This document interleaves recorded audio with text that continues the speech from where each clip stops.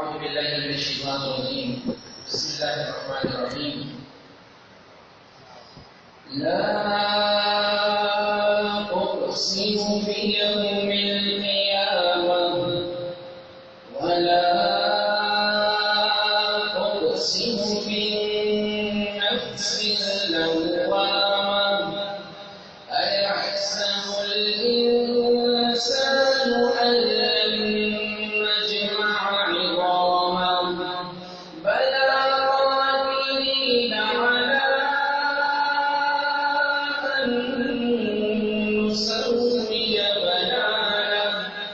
بل يريد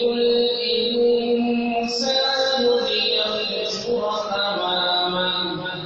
يسأل أيان يوم القيامة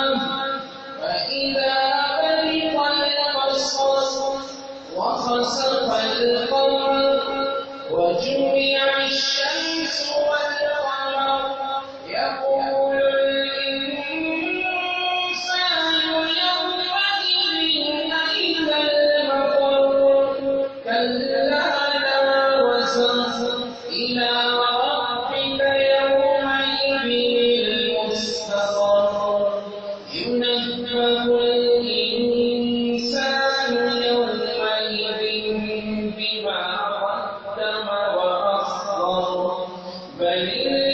الإنسان على نفسه بصيرة ولو ألقى معاذيره لا تحرك به لسانك لتعجل به إن علينا جمعه وقرآنه فإذا قرأناه فاتبع قرآنه ثم إن علينا بيانه كلا بل تحبون العاجلة وتذرون الآخرة وجوه يومئذ ناظرة إلى ربها ناظرة ووجوه يومئذ باسرة تظن أن يفعل بها فاقرة كلا إذا بلغت التراقي وقيل من راق وظن